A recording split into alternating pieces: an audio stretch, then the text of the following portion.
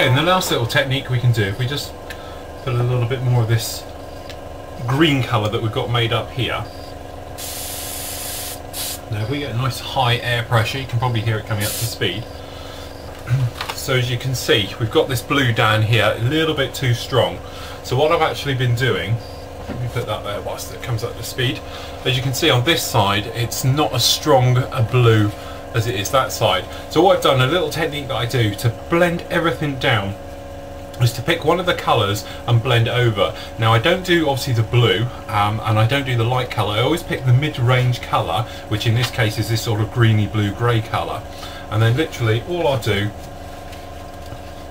is come along, air pressure's up nice and high, as I say, this is just that green, and then just blast it right over the top and blend it in. So all we do, just keep going over it until it blends in a bit, and then pick out all the little areas and other bits and pieces and go right over the grey, go over absolutely everywhere on there, and then that way, as you see, you can sort of blend it in a little bit and bring all those colours sort of together. Instead of having sort of obviously a stark blue, a stark grey and everything, it'll just bring it all together nicely like that. Okay, so now we've got this off the spray bait and over here, so what we've actually done, just got some 6mm Tamiya tape, wrapped it around the nose because this nose section is going to be white. Now, great little tip from a guy called Andy Mullen, who said to me the other day about masking up, cheap and quick way of doing it is to use cling film.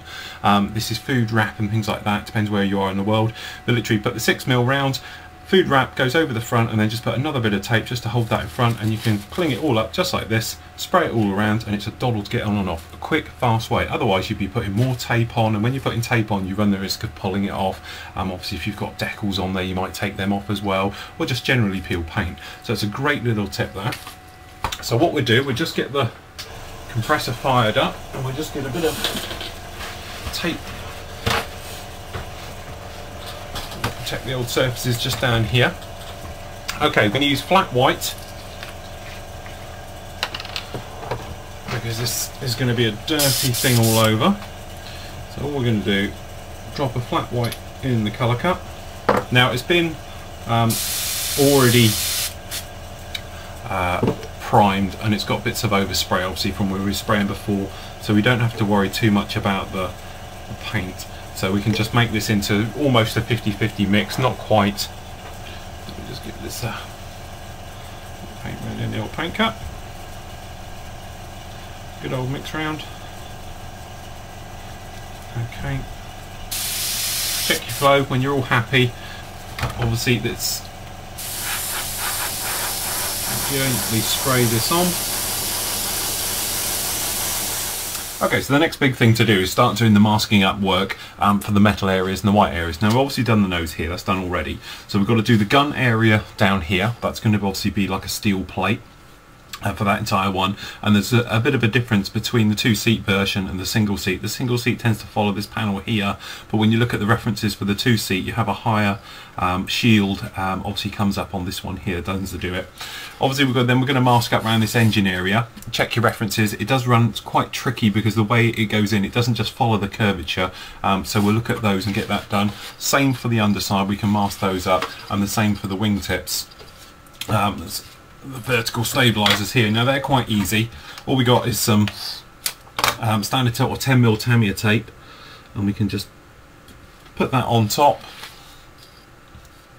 push that in nicely, and then what I'll do is wrap and go downwards like that. It just makes for a sharper join round the front, and actually it makes it a bit easier getting them off than it would be if you used to sort of sandwich them together.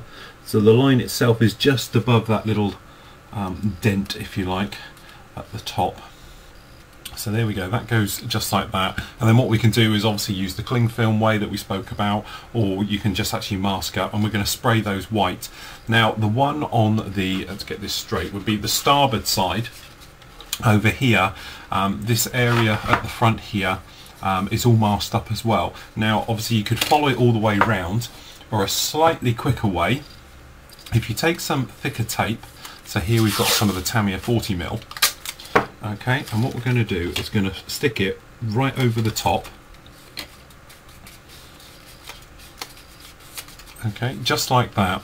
And then what you can do, if you use a cocktail stick and just follow the panel line around in the groove, like so. So if I just follow this panel line, okay, just like that, and then take your knife, okay, and then you can just follow it round where it all went. So if we just whip this, follow this all around,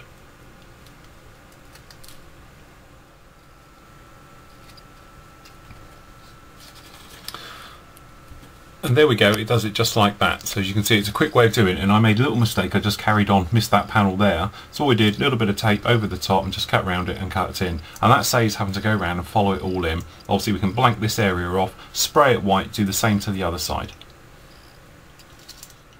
Okay, so after a half hour masking up, as you can see, we've masked up the gun area, going to be just down here.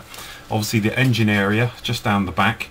And then obviously they have little tabs to the outside of this area here. Now it's quite difficult when you're looking at the instructions because it shows the engine exhaust being on the back and the various bits and pieces like that, so it's easier to sort of just follow this sort of key guide of the way to do it. But check your instructions. On the underside, obviously you've got the area that comes up just like that, and in. Masked up absolutely everywhere else around here because we don't want obviously any silver overspray. If you're going to be using an acrylic, it does tend to travel, so make sure you get all your other bits and pieces out of the way before you start spraying it. Now for this purpose, what we're going to be using is alclads. So I'm going to start with the steel. I do like the two types of steel where you've got the stainless steel and the steel. So we just open this up. Okay, usual thing, put a tiny drop of cellulose type thinners in your airbrush first, and it'll just, if you're spraying acrylics, because it'll just help get rid of all the differences, otherwise you can get whitening happening and various bits and pieces. So what we're going to do, we're going to start on these metal areas, so we'll just check our flow, we're coming through, we're happy with the way that's spraying. So all we're going to do is just spray all this engine area, to start with steel, and then we'll come back with other colours.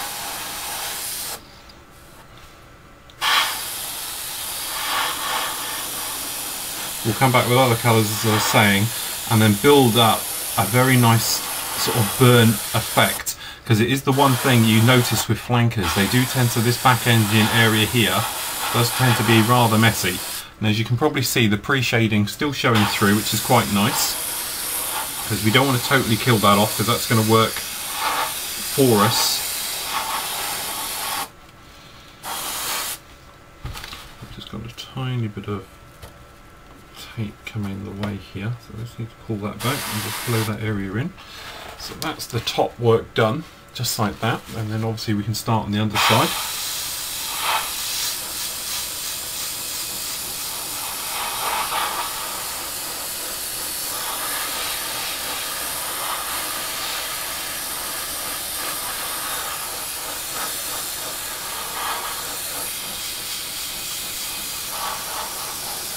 You can probably hear the air pressure dropping off a bit. So we're just getting to the end of a tank full, so we just flick the compressor on.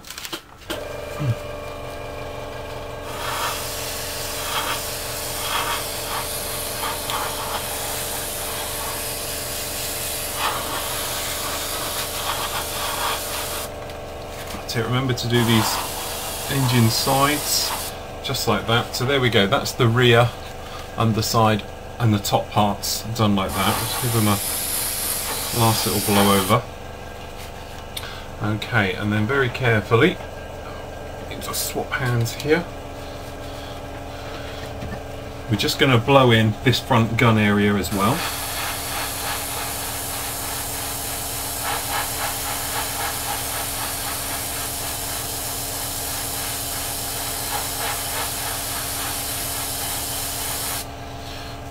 Got a little bit to do on the underside down here as it wraps around.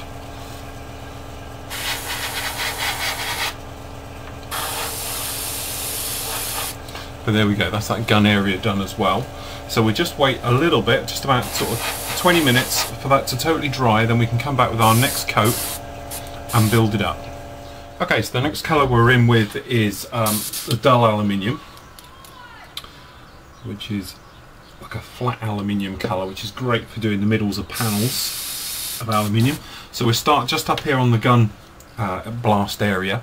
So what we're going to do is literally lightly blow in the centre of each panel. So if you imagine when we're doing our lightning of panels, and obviously we just pick out the middles, we just literally are doing the same on that there. So I don't know how well you can pick that up, very shiny I know, but hopefully you can see some differences in colour. Then obviously what we're going to do is pick out centres of panels,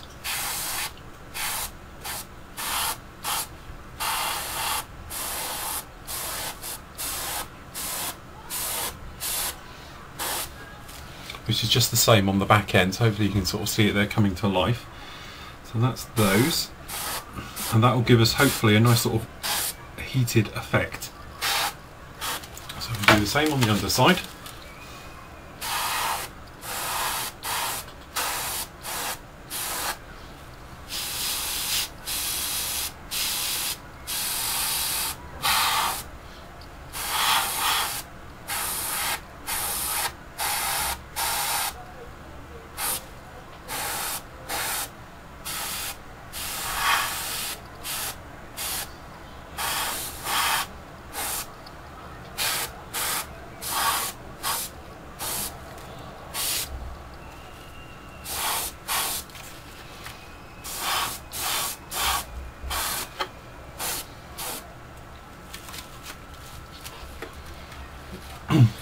So there we go, we get this type of effect going on then.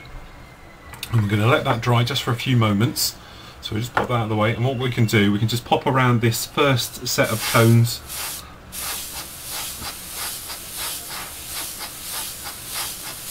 And just build up a bit of a tonal between the two.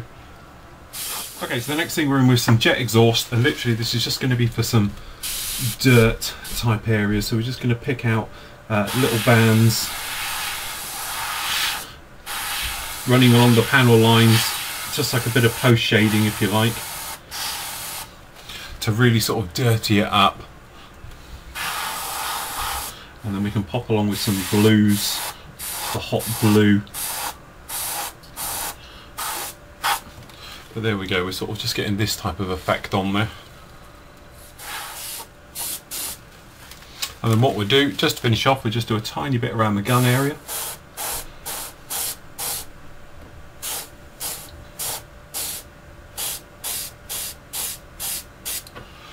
There we go, just in like that. So there we go, I hope you agree, that's looking pretty good down the back end.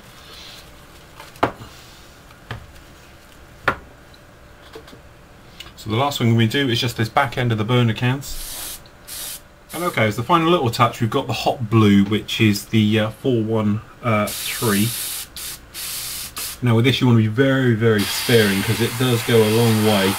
So literally we're just going to pop around and just going to give it some of that, a nice little blue tinge. I don't know how well this is coming out on camera.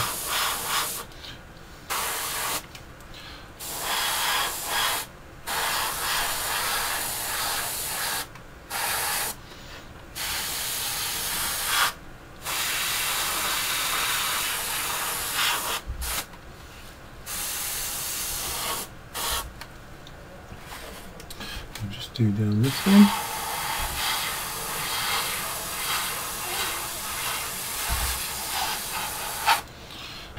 Just to give it a sort of a bluey look, just like that. Okay, so that's the work done. We're all totally dry, so if we just have a quick look-see of what we've actually got. So if we just pause, pull the film off. So if we start around here at the back,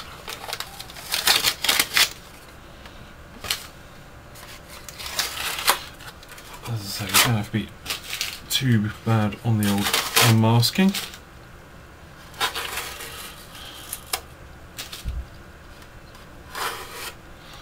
Like that.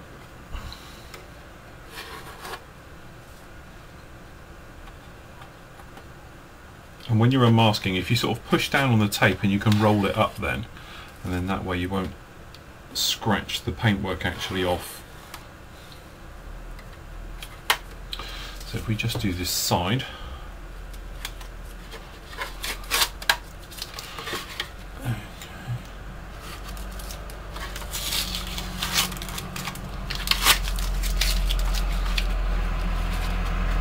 But there we go, that gives us our engine work done, which I think you agree, it's come out very, very well. Very happy with that. Just put it back down. We see we've got the blues, you can see the blues in there, which is quite a nice effect, sort of giving it that heated look.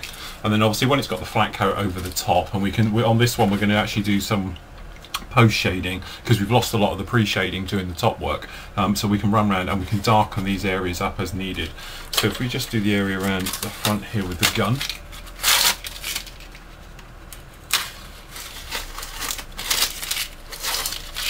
so if you're a bit more frugal, you can actually reuse a lot of this tape again.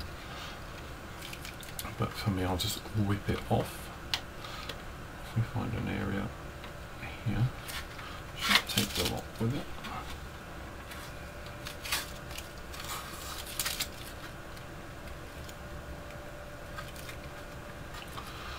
Just this.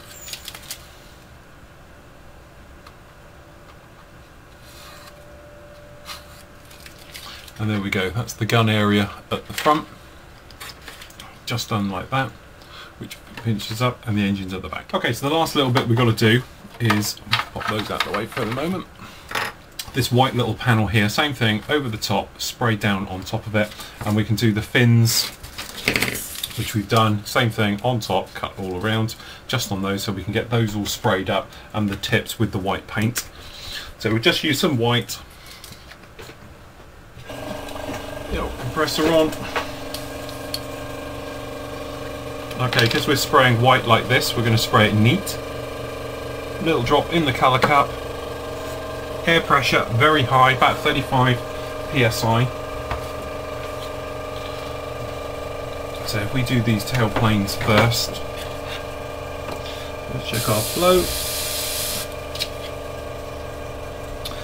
Okay. There again, we're doing it neat because we want a nice rough surface so it'll weather down when we come along with the wash, and also it'll do it in one pass.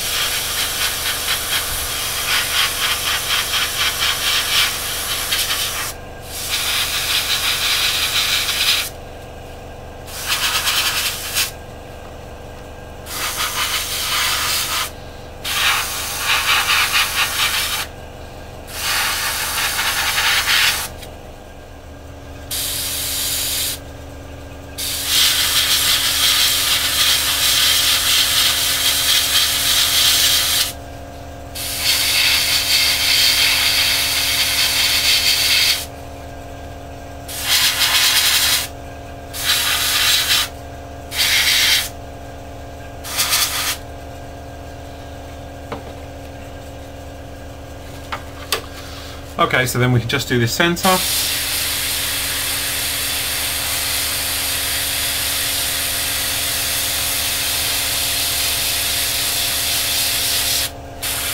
There we go, just on like that. We're getting a bit inundated here, but basically we're all done now. So there's the metal work all done on there. If we bring you in a bit closer, as you can see, by using the different tones and with the blues and the bits and pieces, you get that sort of nice engine type of look, and obviously we try and keep them identical on both sides really, and that way, you know, obviously we've got sort of some type of pairing between the two. That's on. As you can see down here as well, we've just put the ventral fins on. They're a good tight fit, so literally they just clicked in, and they're in there now.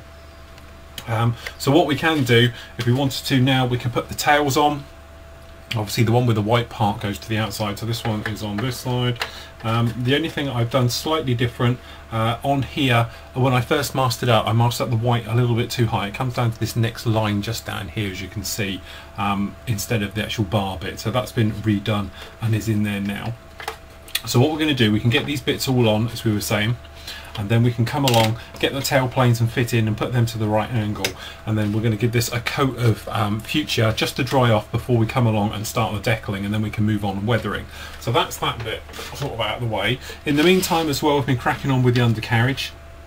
Now it's quite complicated how this all goes together. Have a look at the reference photos on the step, but basically you have two bits on the outside go together, and then in makes the wheel come around, and then obviously in a moment the wheel hub will sit in. He says hoping it will just sit in. We'll sit in there like that, and then we can then put this outer sort of FOD guard, if you like, will then click on to the back here, will go on, and then we've got the other part, which he says quickly scrambling to try and see. Here it is, for the actual that holds the wheel in place as well, that's going to go on in there just like that. But before, what we can do is, and what we're at this stage, we can spray all this grey for the undercarriage, because the wheels, the hubs themselves are actually green, and then put the tyres on, and then it all goes in together. So we are going to have to do it in halves, but it's the only way round we can go about it, unless you're not going to fix it with the wheel in there. You could take out these little locating pins, the actual hub bars if you like, take them out, and then that way you could just slide the wheel in at a later date once you're all done, and with a bit of super glue, and just hold it in place, which one way I've done it. Things to do, obviously, when you're taking the seams out, I always just use a blade of the knife, run it up and down, scrape them out, and then just pop along with a sanding sponge just so it rounds you off. There's a couple of ejector pin marks need to be taken care of. There again, same way with the knife, just shimmy them off a little bit and then sand them out, and you're all good to go. So that's the same with all those parts. So we'll get them put together, then we can get them actually sprayed, weathered up a little bit, and then all together. Okay, so there we go. That's the actual main body if it's done. The tailplanes are stuck on here. The stabilisers at the back aren't. They're just held in place because of the little system that goes back here. You might notice I've hand painted on the white little receiver areas, as well as I hand painted on the actual chaff and flare buckets down here at the back. Obviously this one up here we did as a mask, same as got the ones on the front here, and then underneath we've got the same again. So we'll leave that to one side to totally dry off. In the meantime, we can take care of the undercarriage. Now for this, I'm just going to spray it basically a lightish grey. When you look at them, there again, through weathering, they could be in numerous colours. So what we've got here is just some XF54 neat out of the bottle. I'm not going to thin it, we're just going to spray it on straight as is. Now a good way of doing this, to hold them for spraying, if you put the clamp on the actual hub for the wheel itself, then that way you can just do it like this. So we'll just spray these up.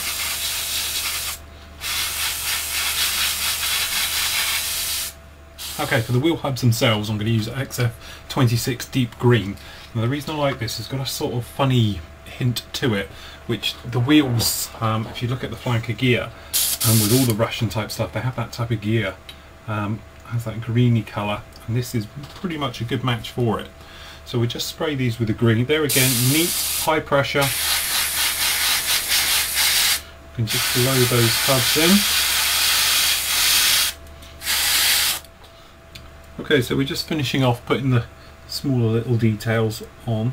So we can actually just put on the front of the lights. Because we're weathering this one particularly heavily down, I don't want to have very large areas of shiny things on here.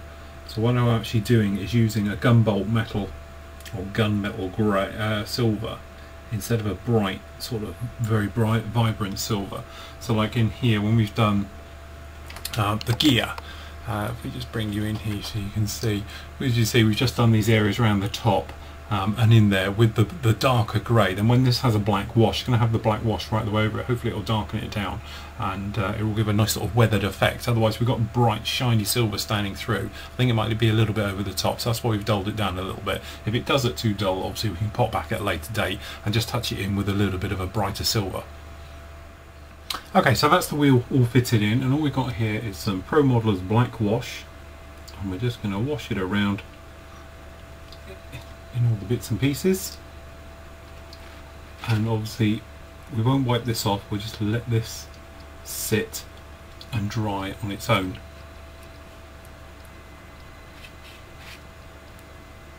And for doing this thing, it's actually better to use the bubbles than it is the actual wash itself. So don't go rooting around in the bottle. If you just use the bubbles, you get a nice effect, because it'll flow slightly better. Don't worry about bubbles building up on it either, they'll all go. And if you paint the tyre as well with the wash, it'll give it that nice sort of weathered look. And there we go, that's that one done, just like that. So there we go, that's it. We've just got this last one to do now. So put this up, as I say, strokes down, very quick, very simple, usual thing. Don't like it, wipe it off, start again, whatever you want to do. It's no problem at all. But we're just going to do those bits, and then we'll let them all dry off now totally. Okay, so there we go, that's the main gear done, or the nose wheel I should say, rather than main gear. All weathered up, all looking very nice, so that's ready for fitting. Same with the main gear. They're all on and ready to go on now at a later date. Now the nice thing about those, they can be used as a soft fit, because you can literally, by the time you've got the rear part in, you can plug these in and they're enough to hold the weight of the aircraft up quite well without having the risk of them actually bending off. So when you're moving them obviously in transit or taking to a show or where it is, you can literally just unplug them and take them off, because obviously this one's got a back brace as well, which is quite a nice little touch. Same with the main gear around the back. When you get them around the right way, they fit just in. Let's try the other one, because I know that one goes in. There we go. As we can see, by the time they plug in and we get the other bits going, they're a nice fit in there, and they fit in there very well, as I say. So if you are planning on manoeuvring around shows, sometimes a good idea not to have those fitted. If you're not, then just glue them hard into place and away you go. So basically we're all ready now. That's the work done to the main part of the flanker. So now what we can do is actually start with the decaling or decaling work. It's already had 2 coats of Future over this, is why it's looking a bit shiny. So now we can just straightforward decal straight on. Usual thing, I won't bore you to death with going through the decaling unless I find a fault. Usual thing, it's on the site or various bits and pieces like that. Okay, there we go, that's the decaling all done. It's a mix of 2. We've got obviously kit decals on here as well as aftermarket ones. I've used Linden Hills, we've been going through, which are fantastic decals, very, very thin. So we've been using theirs and working through. Obviously you get lots of different types of flanker. Obviously we've got rudders to go on, but that's basically all done. So what we can do is get this in with a coat of Johnson's Clear, which is the Future, or any type of gloss. We're going to give it 2 coats to seal this all in and lock it all in. Remember, before you actually get down with all that, have a look around. If you can see actually a type of watermarks, just wet a little bit of tissue and get circular motions and polish out those watermarks, because what happens is obviously you come along with Future, when you put it on it'll lock it in position and you'll never get them out.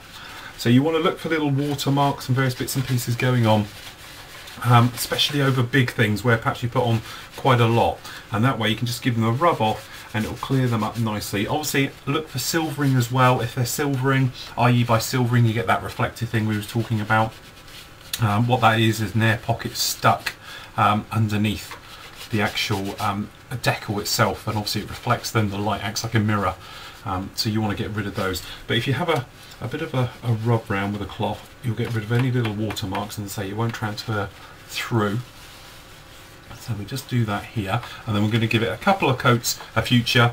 Nice misty one to start with. 20 minutes later another bit more heavy, and then going to leave it for 24 hours to totally seal off, and then we can come back and go right the way over the entire thing with a weathering wash to bring these panel lines all to life, and then we can certainly go round them with a little bit of post shading to darken up, because as I say, we've lost that sort of, the pre-shading effect has gone underneath the paintwork and isn't showing through particularly well. It's a little bit still here on the bottom, but not exactly brilliant. So if we go round with it and we bring it all totally up to life and bring it all sort of vibrant and sticking out a little bit more, so we'll get those done. In the meantime, whilst that's be drying off, you can put the weapons together, bits and pieces like that. We've got the undercarriage, which we was talking about earlier, is all done here. We can check it over, make sure it's all okay, and then what we can actually just do is the undercarriage, the main gear and the nose wheel inside are going to be painted red, as they all are on the Russian aircraft, and there's a couple of decals to go in this nose well, so we can get those all done.